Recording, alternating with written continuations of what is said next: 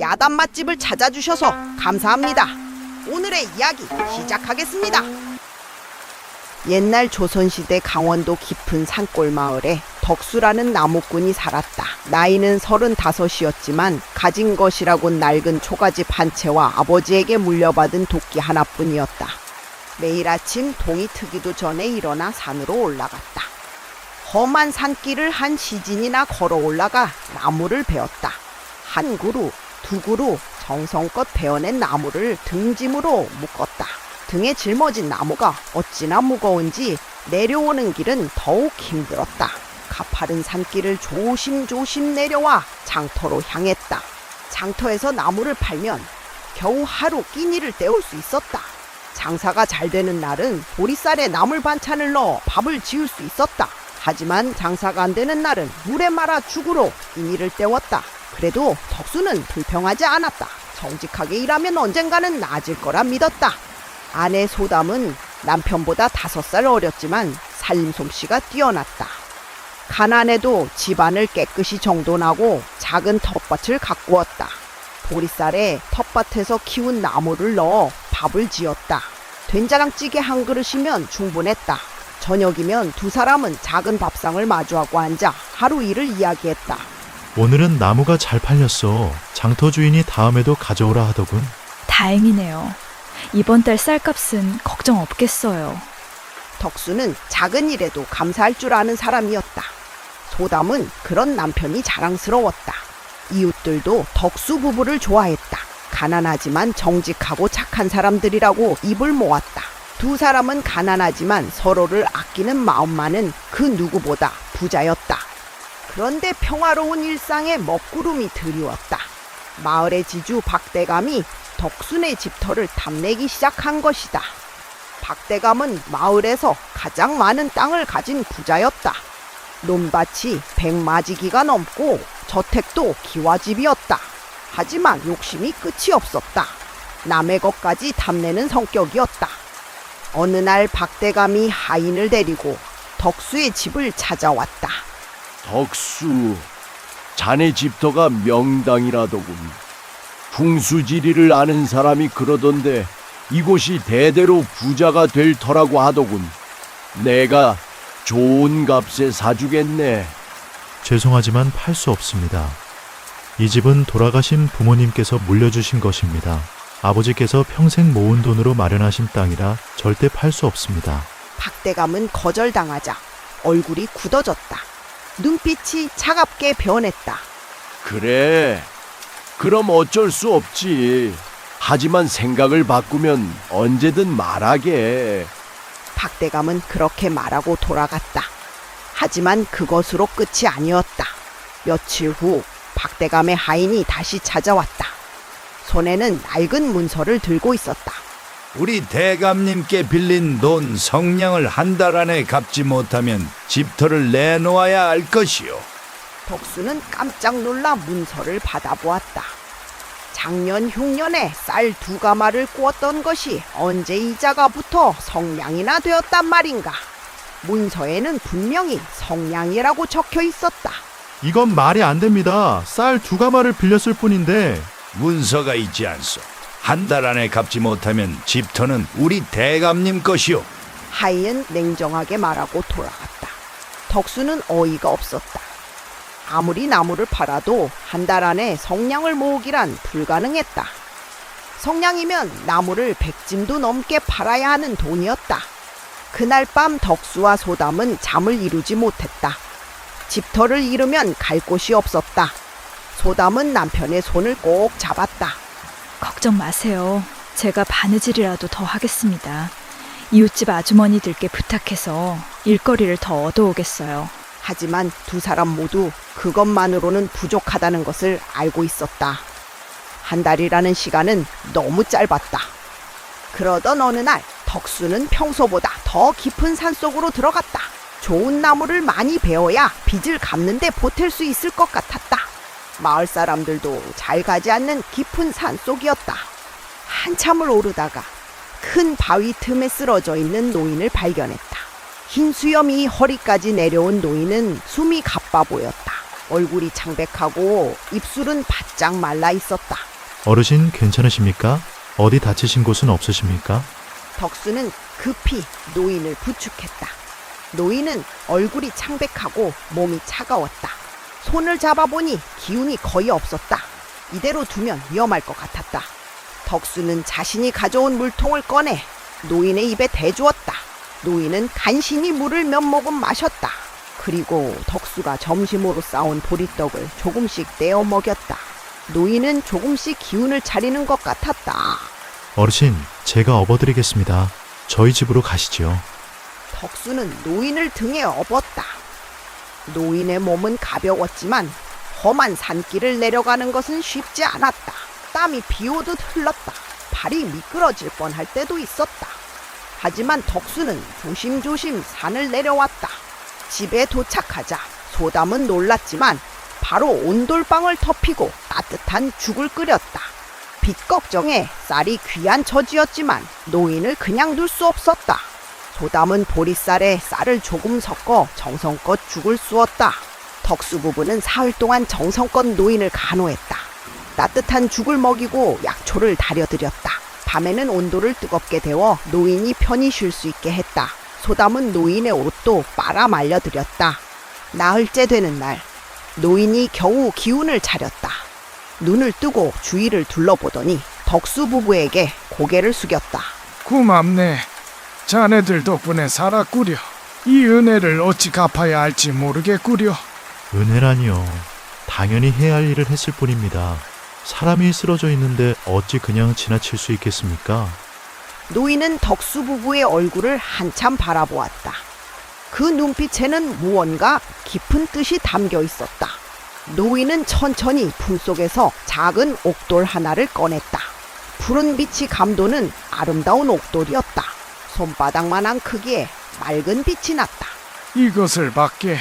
자네 집도 한가운데 깊이 묻으면 복이 올 것이네. 꼭 한자 반은 깊이 파서 묻어야 하네. 이런 귀한 것을 어찌 받습니까? 저희는 그냥 사람으로서 당연한 일을 했을 뿐입니다. 꼭 받게. 그리고 명심하게. 욕심 없는 그 선한 마음을 잃지 말게. 이 옥돌은 마음이 선한 자에게만 복을 주는 법이네. 노인은 그 말을 남기고 훨훨 산으로 올라갔다. 걸음걸이가 어찌나 가벼운지 방금 전까지 아팠던 사람 같지 않았다. 등 뒤에서 이상한 기운이 느껴졌지만 덕수는 고개를 숙여 인사만 했다. 덕수는 옥돌을 들고 집으로 돌아왔다. 손바닥 위에서 옥돌이 은은한 빛을 냈다. 소담에게 노인의 말을 전했지만 처음엔 둘 다 미신이라고 생각했다. 어찌 돌을 묻는다고 복이 온단 말입니까? 그런 일 있을 리 없어요. 나도 그렇게 생각하오. 하지만 노인의 눈빛이 예사롭지 않았소? 보통 사람 같지 않았소? 하지만 소담은 밤새 곰곰이 생각하다가 다음날 아침 말했다. 그래도 어르신께서 정성껏 주신 것인데 한번 묻어봅시다. 잃을 것도 없지 않습니까? 혹시 모르는 일 아니겠어요? 그렇게 하겠소. 노인께서 한자 반은 깊이 파라고 하셨으니 그대로 해봅시다. 다음날 아침 덕수는 집마당 한가운데를 파기 시작했다. 삽을 들고 힘껏 땅을 팠다. 한 자, 두 자 깊이 파내려갔다. 땀이 비 오듯 흘렀다. 옷이 땀에 흠뻑 젖었다. 소담은 옆에서 물을 떠다주며 남편을 도왔다. 한 자 반쯤 팠을 때였다. 삽 끝에 뭔가 딱딱한 것이 부딪혔다. 덕수는 조심스럽게 흙을 걷어냈다. 손으로 조금씩 흙을 파냈다. 순간 두 사람의 눈이 휘둥그레졌다. 땅속에서 나무 상자가 나왔다. 상자는 오래된 것 같았지만 튼튼해 보였다. 덕수는 떨리는 손으로 상자를 열었다. 상자 안에는 금덩이와 은덩이 그리고 옥으로 만든 장신구들이 가득했다. 햇빛에 반짝이는 금과 은이 눈이 부실 정도였다. 여보, 이게 대체 무슨 일입니까? 꿈을 꾸는 건 아니겠지요? 소담도 놀라 말을 잇지 못했다. 두 사람은 서로의 뺨을 꼬집어 보았다. 꿈이 아니었다. 덕수는 다시 땅을 파기 시작했다. 상자는 하나가 아니었다. 조금만 더 파자 또 다른 상자가 나왔다. 그 상자에도 금과 은이 가득했다. 파면 팔수록 보물이 쏟아져 나왔다. 세 번째, 네 번째 상자까지 나왔다. 두 사람은 떨리는 손으로 보물을 조심스럽게 꺼냈다. 그 양이 어찌나 많은지 방 한 칸이 가득 찼다. 금덩이만 해도 50개가 넘었다. 은덩이는 그보다 더 많았다. 장신구도 수십 개였다. 노인이 산신령이었던 게 틀림없어. 우리 같은 평범한 사람에게 이런 복을 주시다니. 덕수는 그제야 노인의 정체를 깨달았다. 선한 마음으로 베푼 은혜가 이런 복으로 돌아온 것이다. 소담도 눈물을 글썽였다. 당신이 착한 마음으로 노인을 구했기에 이런 복을 받은 거예요. 정말 다행입니다.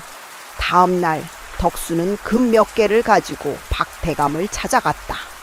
박대감은 덕수가 금을 내미는 것을 보고 눈이 휘둥그레졌다. 이것으로 빚을 모두 갚겠습니다. 자네가 어디서 이런 금을?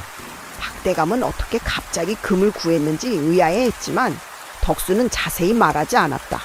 그저 운이 좋았다고만 했다. 박대감은 금을 받으며 이상한 눈빛으로 덕수를 바라보았다. 그 후 덕수는 마을 주변에 좋은 땅을 조금씩 사들였다. 논 5마지기를 사고 밭도 3마지기 샀다. 초가집도 수리해 기와를 올렸다. 한 달이 지나자 덕수는 마을에서 손꼽히는 부자가 되었다. 하지만 덕수는 여전히 겸손했다. 옷도 화려하게 입지 않았고 말씨도 공손했다. 가난한 이웃들이 찾아오면 쌀을 한 가마씩 나눠주었다. 흉년에는 이자 없이 곡식을 빌려주기도 했다. 사람들은 덕수를 좋은 부자라고 칭송했다. 덕수가 부자가 되자 박대감의 마음이 편치 않았다. 불과 한 달 전까지 빚에 쪼들리던 나무꾼이 어떻게 갑자기 부자가 되었는지 의심스러웠다. 밤낮으로 그 생각뿐이었다. 분명 뭔가 비밀이 있을 것이다. 산에서 금광이라도 발견한 게 아닐까? 아니면 누가 보물을 준 것일까? 박대감은 하인을 시켜 덕수의 집을 감시하게 했다. 어디서 돈이 나왔는지 무슨 비밀이 있는지 알아내려 했다. 하지만 하인들은 아무것도 알아내지 못했다. 덕수는 여전히 검소하게 살았고 이상한 행동도 하지 않았다. 참다 못한 박대감은 직접 나서기로 했다. 어느 날 비싼 술 한 병을 들고 덕수의 집을 찾아갔다. 얼굴에는 억지 웃음을 띠고 있었다. 덕수, 자네 요즘 잘 되는 것 같으니 한잔하세. 과거의 일은 다 잊고 친하게 지내세. 박대감은 상냥한 척하며 술을 권했다. 덕수는 거절할 수 없어 함께 술을 마셨다. 박대감은 술을 따르며 계속 이야기를 나눴다. 한 순배, 두 순배, 세 순배. 술이 거나하게 취하자 박대감이 슬쩍 물었다. 자네 대체 어디서 그 많은 돈을 구했나? 금광이라도 발견했나? 그게 산에서. 덕수는 술김에 말이 길어졌다. 원래 말이 없던 사람이었지만 술이 취하니 입이 풀렸다. 산에서 노인 한 분을 구해드렸는데 그분이 감사의 표시로 옥돌을 주셨어. 옥돌? 그게 무슨 말인가? 그 옥돌을 집터에 묻었더니 보물이 나왔어. 금과 은이 가득 담긴 상자가. 덕수는 술김에 노인 이야기를 흘리고 말았다. 옥돌을 집터에 묻었더니 보물이 나왔다는 말까지 했다. 말을 하고 나서야 후회가 되었지만 이미 늦었다. 박대감의 눈빛이 순간 달라졌다. 번쩍이는 눈빛에 욕심이 가득했다. 하지만 겉으로는 태연한 척했다. 허허, 그런 신기한 일이 있었나? 자네 보기 좋구먼. 박대감은 그렇게 말하고 돌아갔다. 하지만 그날 밤 박대감은 잠을 이루지 못했다. 눈을 감아도 옥돌 생각뿐이었다. 그 노인을 찾아내면 나도 부자가 될 수 있어. 아니, 덕수보다 더 큰 부자가 될 수 있어. 욕심이 활활 타올랐다. 밤하늘의 달이 환하게 떠 있었다. 다음 날부터 박대감은 산을 뒤지기 시작했다.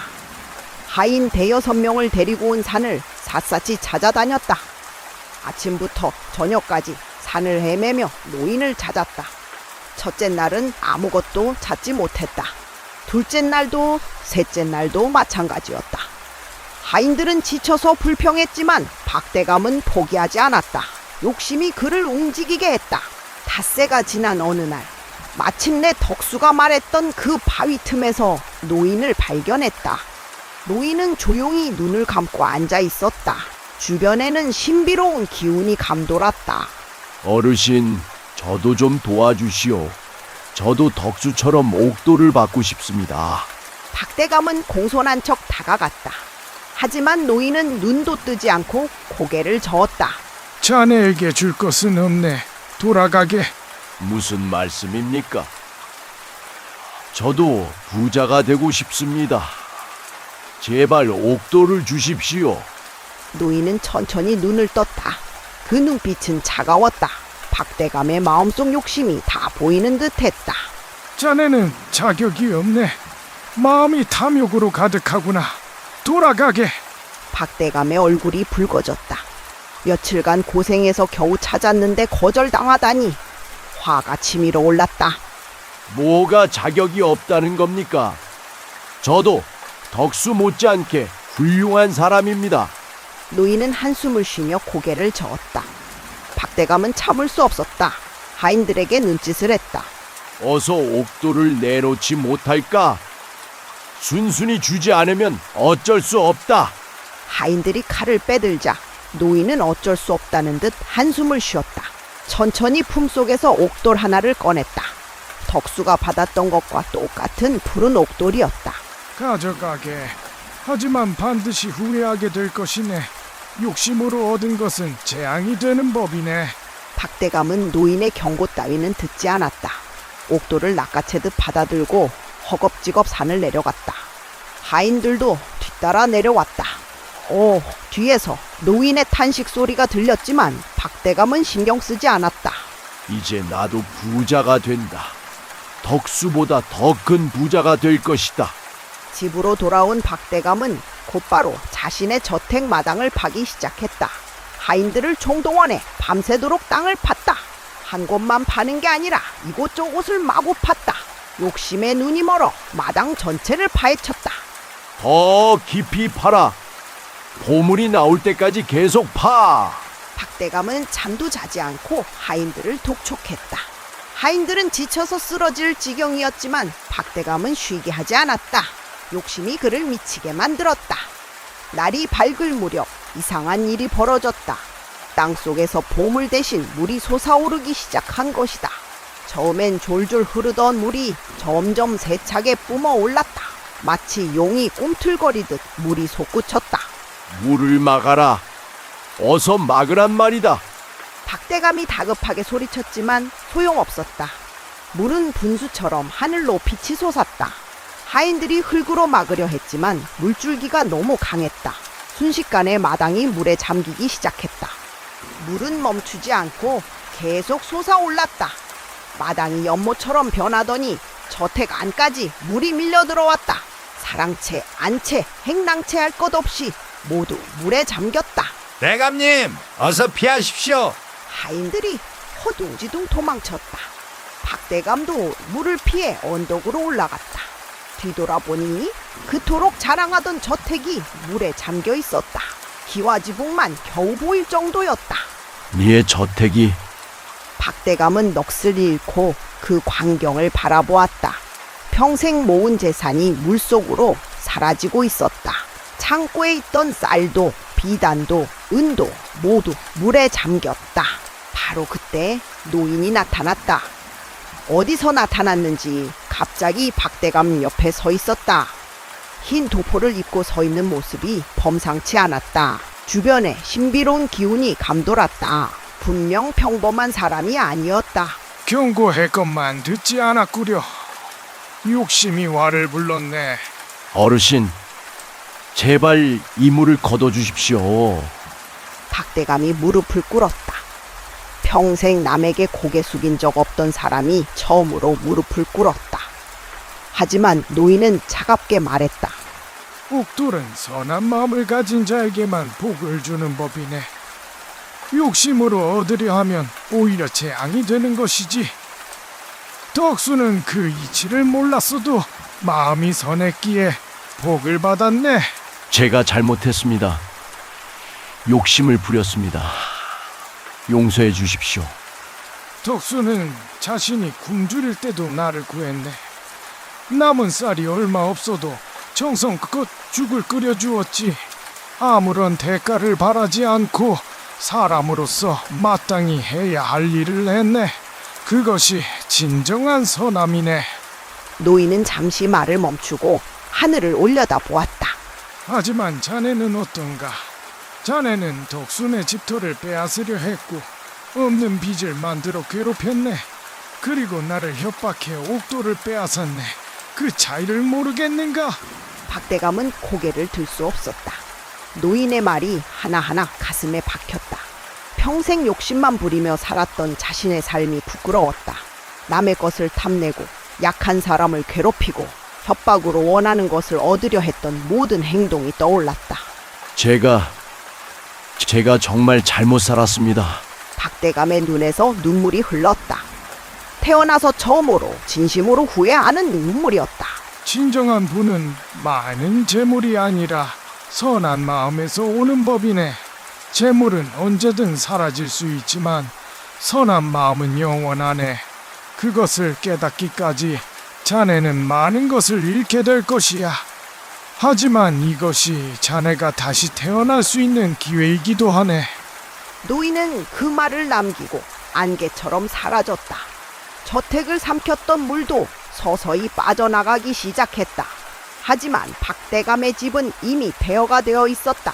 기와는 무너지고 벽은 무너져 내렸다. 저택 안의 모든 물건은 물에 젖어 쓸모없게 되었다. 박대감은 무너진 저택을 멍하니 바라보았다.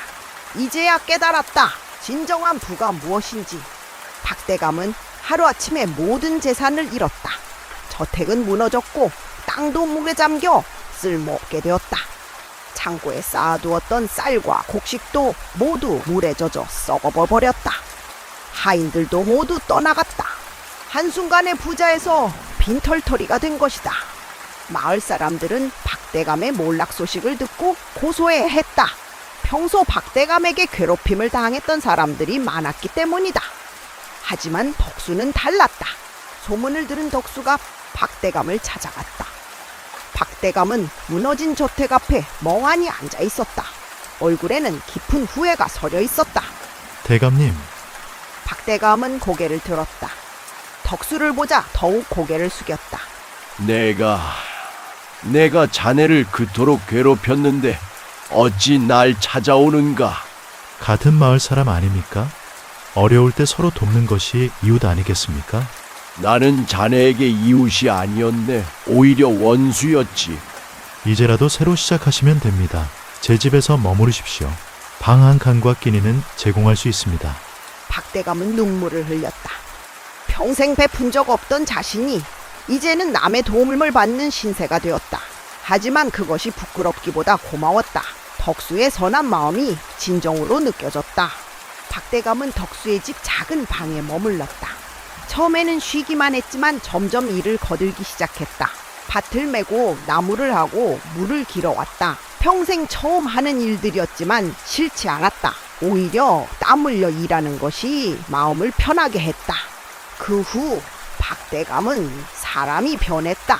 겸손해지고 이웃들에게 친절해졌다. 가난한 사람을 보면 자신이 할 수 있는 범위에서 도왔다. 비록 재산은 잃었지만 마음만은 부자가 되어갔다. 덕수는 여전히 이웃들과 복을 나누며 살았다. 흉년이 들면 쌀을 나눠주고 집이 무너진 사람이 있으면 함께 고쳐주었다. 아이들이 글 배우고 싶어하면 서당 비용을 대주기도 했다. 그렇게 마을 사람들의 존경을 받으며 오래도록 행복하게 살았다.